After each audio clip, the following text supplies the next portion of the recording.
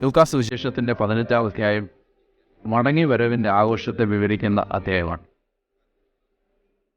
നഷ്ടപ്പെട്ടത് തിരിച്ചു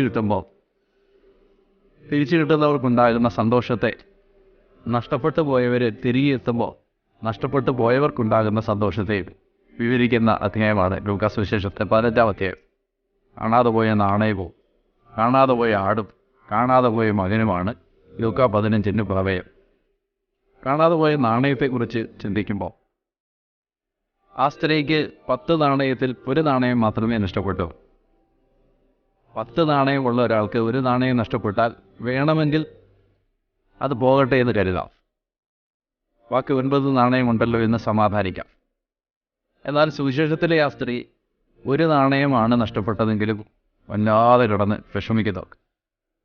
കാരണം ആ 1 നാണയത്തിന് ബാക്കി 9 നാണയവും ഉണ്ടെങ്കിലും തരാൻ പറ്റാത്ത ഒരു സന്തോഷം തരാൻ പറ്റുന്ന ഒരു നാണയമാവണം അത്. അല്ലെങ്കിൽ ഈ നാണയമില്ലെങ്കിൽ ബാക്കി 9 നാണയത്തിനും വിലയില്ലാതാകുന്ന ഒരു നാണയമായിരിക്കും അത്. എന്തായാലും ഈ നഷ്ടപ്പെട്ടു പോയ ഒരു നാണയമേ ഉള്ളൂ എങ്കിലും അവിടെ വല്ലാതെ സങ്കടപ്പെട്ടു. വീട് അടിച്ചു വാരി വൃത്തിയാക്കി, വിളക്ക് തെളിച്ച് അടിച്ചു വാരി വൃത്തിയാക്കി അന്വേഷിച്ച് ആ നാണയം കണ്ടെത്തി കഴിയുമ്പോൾ അവൾ സന്തോഷിക്കുകയാണ്. എന്നാലോചിച്ച് നോക്കിയാൽ നമുക്ക് 1 നാണയം നഷ്ടപ്പെടുമ്പോൾ ജീവിതത്തിൻ്റെ മൊത്തം ഫോക്കസും സമാധാനവും ശ്രദ്ധയും എല്ലാം കളഞ്ഞു പോകുന്ന ആ നാണയം ഏതാണ്, അല്ലെങ്കിൽ ആ നാണയം ആരാണ്?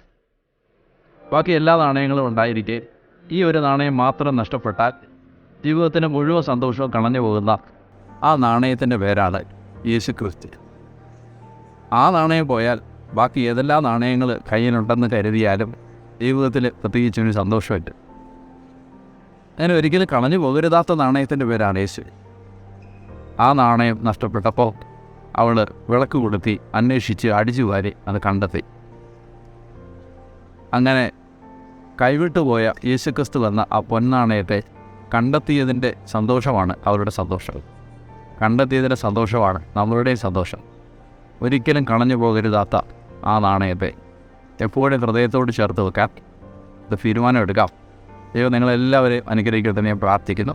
കർത്താവിൻ്റെ അനുഗ്രഹം നിങ്ങൾക്കും ഞങ്ങളുടെ കുടുംബങ്ങൾക്കും ഉണ്ടാവട്ടെ. പിതാവിൻ്റെയും പുത്രൻ്റെയും പരിശുദ്ധാത്മാവിൻ്റെയും നാമത്തിൽ ആമേൻ.